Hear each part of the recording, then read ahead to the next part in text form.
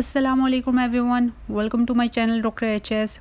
आज की वीडियो में मैं दी ऑर्गेनिक के AHA BHA पीलिंग सॉल्यूशन का रिव्यू शेयर करने लगी हूँ कि क्या ये एक अच्छा एक्सफोलिएटर है, क्या ये हर स्किन टाइप के लोग इसको इस्तेमाल कर सकते हैं। अगर आप इस्तेमाल कर सकते हैं तो आपने किन किन बातों का ख्याल रखना है और किन लोगों ने इसको टोटली जो है ना अवॉइड करना है। इसके क्या क्या फ़ायदे और नुकसानात क्या क्या हैं, इसमें कौन कौन से एसिड्स ऐड किए गए हैं और इसकी pH कितनी है, मेरा इसके साथ एक्सपीरियंस कैसा रहा और मैं अगर आपको रिकमेंड करूँगी तो कितनी दफ़ा आप एक वीक में इस्तेमाल कर सकते हैं। आज हर चीज़ डिटेल से इस सीरम के बारे में मैं आपके साथ डिस्कस करूँगी। सो आपने मेरी पूरी वीडियो देखनी है, वीडियो का कोई भी पार्ट स्किप नहीं करना। चलें बात करते हैं दी ऑर्गेनिक के AHA 30% plus BHA 2% peeling solution 10 minutes exfoliating facial इस बॉटल के ऊपर मेंशन है।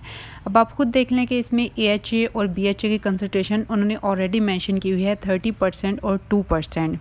अगर हम इसकी pH की बात करें तो इसकी pH जो है वो है 3.5 से 3.70, मतलब कि हमारी जो skin pH normal skin pH होती है वो होती है 4.7 से 5.75 तक नॉर्मल होती है। और अगर हम इसको अपनी स्किन pH के साथ कंपेयर करें तो ये एसिडिक है हमारी स्किन के लिए। तो ये बात तो क्लियर होगी कि इसको हर कोई इस्तेमाल नहीं कर सकता और आप बेएहतियाती के साथ तो इसको बिल्कुल भी इस्तेमाल नहीं कर सकते, क्योंकि ये एक स्ट्रॉन्ग एसिड है, आपकी स्किन की pH को डिस्टर्ब कर सकता है, आपका बैरियर डिस्टर्ब हो सकता है।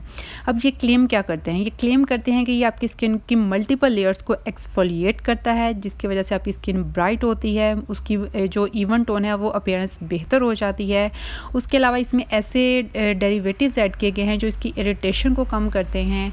उसके अलावा ये आपकी जो पोर्स की कंजेशन होती है उनको क्लियर करता है, आपके अनइवन जो पिगमेंटेशन होती है उसको इम्प्रूव करता है। उसके अलावा इसमें कुछ ऐसे इंग्रेडिएंट्स ऐड हैं जो आपकी स्किन को हाइड्रेशन प्रोवाइड करते हैं, प्रोटेक्शन देते हैं। उसके अलावा ये वाटर फ्री है, अल्कोहल फ्री है, ऑयल फ्री है, सिलिकॉन फ्री है। ये चीज़ें तो सारी इन्होंने क्लेम की हुई हैं, ये आगे चल के बताऊँगी क्या ये वाकई ऐसा है या नहीं है। अब बात कर लेते हैं इसके इंग्रेडिएंट्स की। इंग्रेडिएंट लिस्ट में सबसे नंबर 1 पे आ जाता है ग्लाइकोलिक एसिड, जो कि एक अल्फ़ा हाइड्रोक्सी एसिड है।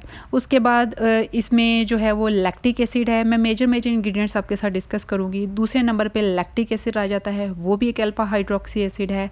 उसके बाद जो इसमें सैलिसिलिक एसिड मेंशन किया गया है जो कि बीटा हाइड्रोक्सी एसिड है, जिसकी कंसंट्रेशन 2% है। उसके अलावा इन एसिड्स के अलावा एक और एसिड 2 ऐड किए गए हैं, टार्टारिक एसिड, जो कि वो भी एक अल्फ़ा हाइड्रोक्सी एसिड है। उसके अलावा सिट्रिक एसिड है, ये भी आपकी स्किन को एक्सफोलिएट करता है। मतलब कि इस बॉटल में 5 एक्सफोलिएटर्स ऐड हैं, जिसमें से 3 AHAs हैं, एक BHA है और एक दूसरा एक्सफोलिएटर है। मतलब बहुत स्ट्रॉन्ग एसिड है, ये बहुत स्ट्रॉन्ग पील है।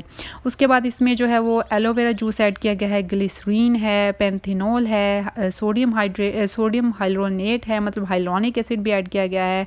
कुछ और इसमें फ्रूट एक्सट्रैक्ट्स ऐड हैं जो आपकी स्किन को सूदिंग और हाइड्रेटिंग और प्रोटेक्टिव प्रॉपर्टीज़ देती हैं। ये किसकी इंग्रेडिएंट लिस्ट है, कुछ प्रिजर्वेटिव्स ऐड किए गए हैं। अब उन्होंने अपनी वेबसाइट पे खुद मेंशन किया हुआ है, इंपॉर्टेंट नोट में लिख के मेंशन किया हुआ है कि इसकी कंसंट्रेशन बहुत ज़्यादा होती है इसमें फ्री एसिड्स की। तो अगर आप एक एक्सपीरियंस्ड केमिकल एक्सफोलिएटर यूज़र्स हैं तो ही आप इसको इस्तेमाल करें, या आपकी स्किन सेंसिटिव नहीं है तो आप इसको इस्तेमाल कर सकते हैं। देखिए उन्होंने डिस्क्लेमर दे दिया आपको।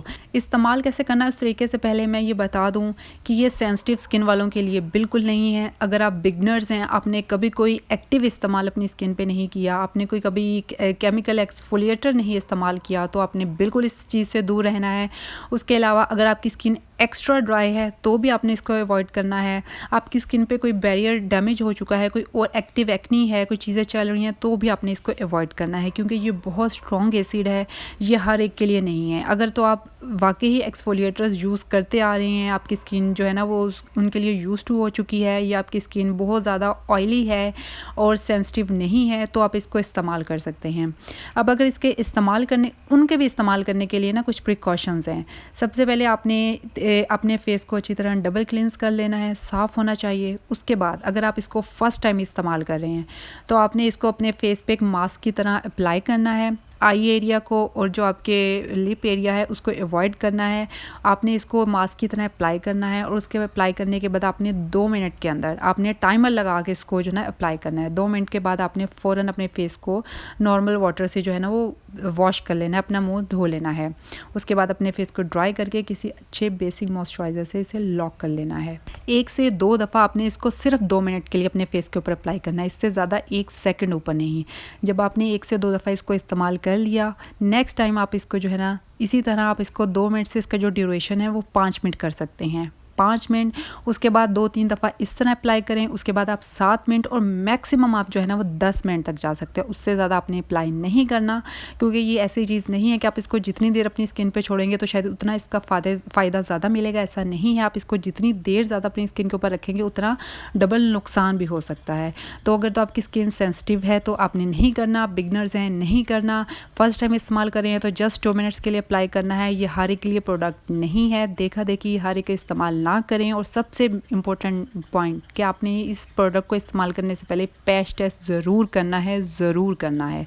ज़रूरी नहीं है कि एक चीज़ मुझे सूट किया है या कोई इन्फ्लुएंसर आपको यूट्यूब पे बता रहा है तो वो आपको भी सूट करे, आपकी स्किन जो है ना वो भी उसी की तरह की हो। तो प्लीज़ पैच टेस्ट ज़रूर किया करें और चीज़ों को देखभाल के इस्तेमाल किया करें। ये हर एक के लिए नहीं है, लेकिन मैं पर्सनली आपको सब लोगों को ये रिकमेंड नहीं करूँगी कि आप इसको इस्तेमाल करें, क्योंकि इसमें बहुत ज़्यादा स्ट्रॉन्ग एसिड्स ऐड किए गए हैं और इतनी ज़्यादा कंसंट्रेशन में।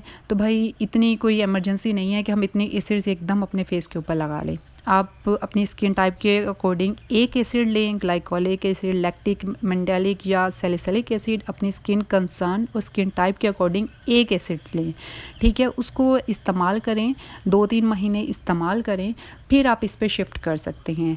पर्सनली मैं ये रिकमेंड नहीं करूँगी, मैंने इसको यूज़ किया हुआ है, नो डाउट इसके रिज़ल्ट्स मिलते हैं आपको, लेकिन मेरा 2 से 3 सालों का एक्सपीरियंस है केमिकल एक्सफोलिएटर यूज़ करने का। उसके बाद भी मैं इसको जस्ट 5 मिनट्स के लिए अपने फेस पे अप्लाई करती हूँ, वो भी कभी महीने में 1 दफ़ा। इसको मैं वीक में भी 1 दफ़ा यूज़ नहीं करती, लेकिन अगर आपने फिर भी करना है और आप इसको कर रहे हैं तो आप वीक में एक दफ़ा करना है, उससे ज़्यादा नहीं। लेकिन अगर आपने फिर भी इसको इस्तेमाल करना है तो बहुत एहतियात से प्रिकॉशंस को प्रॉपर अपने माइंड में रख के और कुछ मिनटों के लिए लगाना है। उम्मीद करती हूँ कि आपको पॉइंट क्लियर हो गया होगा। अगर आपको मेरे वीडियो अच्छी लगी है तो वीडियो को लाइक भी करें, दूसरों के साथ शेयर भी करें और मेरे चैनल को सब्सक्राइब ज़रूर करें। खुश रहें, खुश रखें। टेक केयर, अल्लाह हाफ़िज़।